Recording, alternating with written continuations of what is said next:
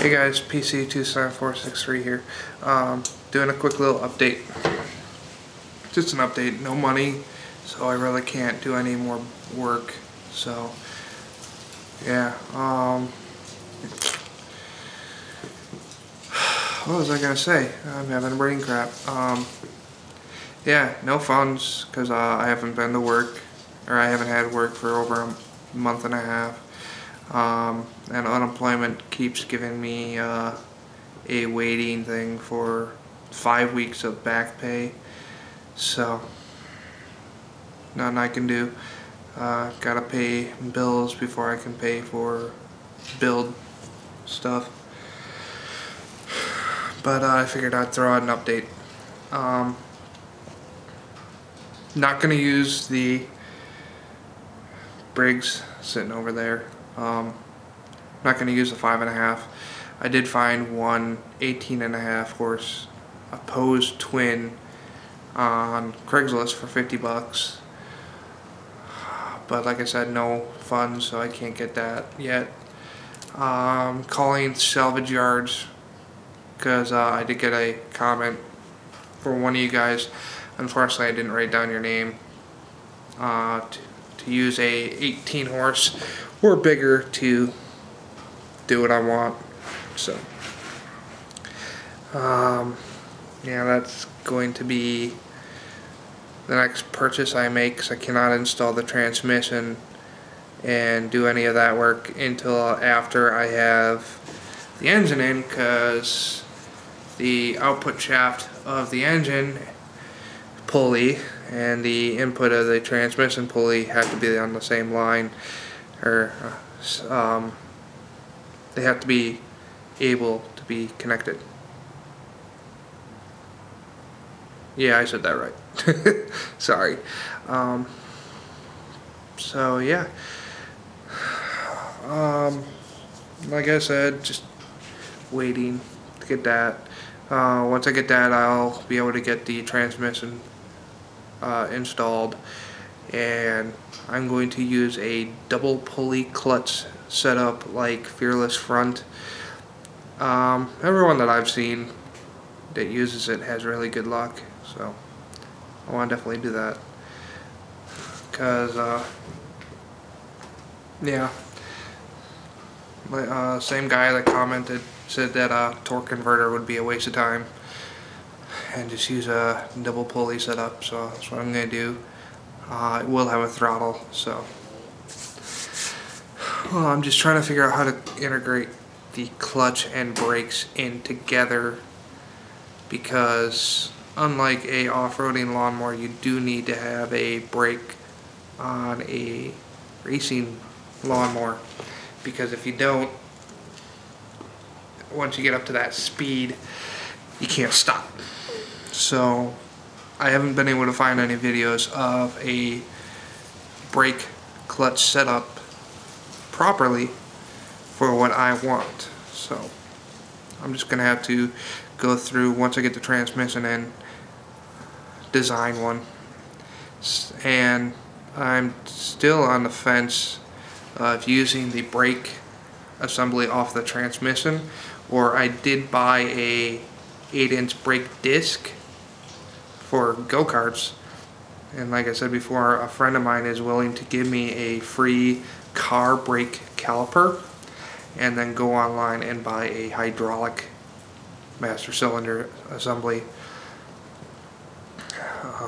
or buy a brand new mechanical brake caliper for go-karts. I would prefer the hydraulic, but we'll see. I will set up the first transmission brakes first, test it, and if I get to speed and I cannot stop correctly, I will then just completely remove the transmission one, because the other idea was to take the transmission brakes off and then use the other output, because it's connected to the same output as the gear, and just put a double chain drive on from the transmission, so I have 2 chains instead of 1. It'll give me a lot more strength. So that's that. What else? There's really nothing else I did to it. I did fix the steering. Let me show you that real quick. So mind the movement. I did fix it. So now you saw that the last update, I fixed the steering that when you turn it the correct way, it turns the correct way. So now it's an even amount. You turn evenly on both ways. Gonna find out after I did that. I can actually take that knuckle out and just arc it a little bit more and make it a straight shaft. Depending on how that works, I might do it. It all depends on me. That setup. I do still have the switch for killing the motor, but if I do the 18 horse, it's going to be a bigger motor, so I am going to have to put a key ignition in for start, because like I said before, I prefer the keys. I have a key that remnants of a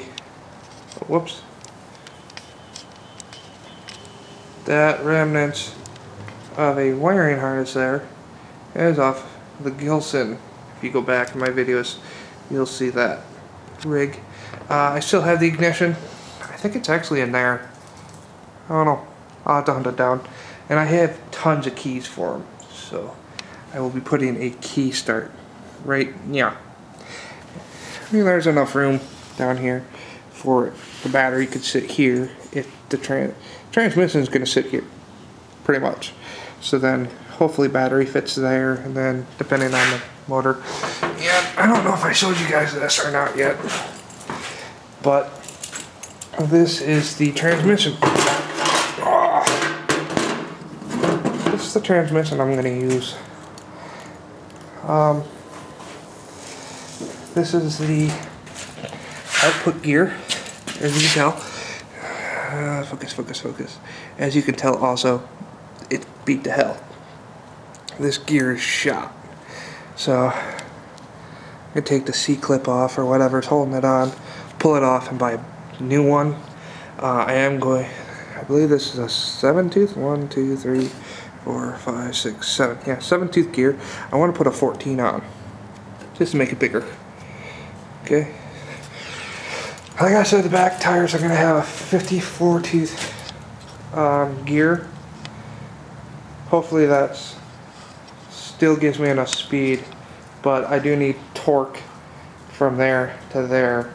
The gears I'm going to be messing with to make it go even faster is that pulley to the engine pulley. The gear from the output shaft to the axle. I want to keep it as close to the 14 tooth to 54 tooth as I can, because even though I want speed, I do need torque. Because let's face it, this is a huge rig.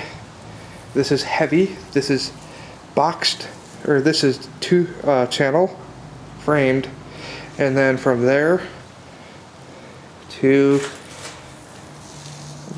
there, I believe, or even further forward, is actually boxed. There's a piece of, as you can see, that piece of steel. So the main portion of the frame is actually boxed in, and I may box the rest depending on the strength. But this is the brake assembly I was talking about.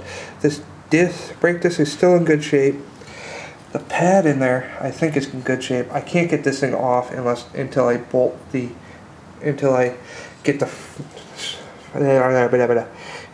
the structure welded in. So I don't know if I'm going to use this plating. The bolt holes line up beautifully, but it's flimsy.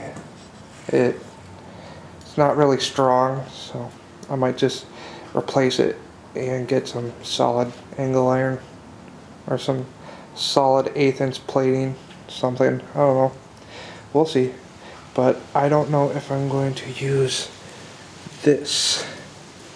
So let me know what you guys think. Will this brake be strong enough? It is sitting this way. Oh, there goes my wrench. It will be sitting like this in the actual thing. I can't move this up, can I? No. So I'm going to keep this for the adjustments, but then it's going to have to go on to the other side. So I don't know if it's going to work. We'll see. I'll do some tests with it. If not, like I said, I got a 8-inch disc. So, and my buddy's going to give me the brake caliper as soon as I ask for it. So the car brake caliper would definitely be strong enough, plus that other piece, but it's one of those, once I put it on, I have to figure out a hydraulic system along with brake linkages and the clutch linkage. So, but yeah, she's coming along. I mean, like I said, she's definitely in a roller, and that's, geez, I have to get out of the garage pretty far. That's what she looks like. So, I'm definitely going to keep same size front and back, same treads on all four, thankfully. But yeah, the front still looks the same. I haven't done anything to it. Over here, in my little stash pile of parts, these are the original headlights, and they still work. So this is a 3-bank, 3 LED per bank brake light. The headlights I'm definitely going to reinstall. Tail lights, I don't know. Because if I have an engine, I'd love to put lights on it. But I don't know. We'll see. Yeah. Please rate, comment, subscribe, you know, the whole 9 yards. Next video will hopefully be within the next month or two. I gotta get money. That's it. Just gotta get the money to do it. Without money, I can't buy parts, and I can't do the work. I have the welder, I have my grinder all set, you know, the whole 9 yards. The one video I might put out is I gotta cut a keyway in the back axle yet, to put the key, or I gotta cut the keyway to put the key in, so I can put the, so I can finalize the back tires, so they're on permanently. I also had to go and buy some collars. Those are pretty cheap, so hopefully I don't have to do much. But I had to put collars in because the back axles stick out, or the back tires are so far away from the center. I don't want to put a spacer in. I just want to put a collar on, and I'm going to do the same collar setup that I did for the bearings. As you guys know, I had 1-inch bearings. This is a 3/4 inch axle. I put bushings to go from 3/4 to 1 inch. That's how I did that, and I just welded them on. I'm going to do the same thing for the gear sprockets and the tire, or to put the tires on. I got 2 minutes or so yet. So this is what I welded these bolts on the end of the axles like everyone else. Ooh, look at that crack. Good thing these things are tubed. But then I put the bolt on the shaft, welded that on like everyone else does. And I put the washer on, which is wider than the hole, and then put a nylon nut on. The problem is, they can just slide back as far as they want. In fact, just pushing this thing around, the tires are moving in.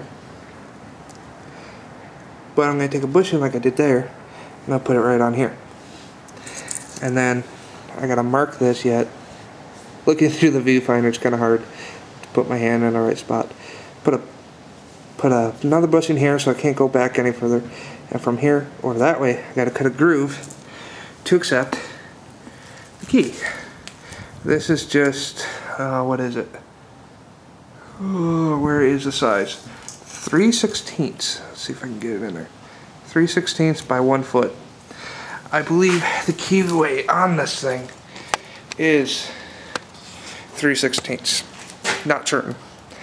But that's another video. I'll try to get that one out sooner or later so you guys can see putting the keyway in. So I'll talk to you guys later.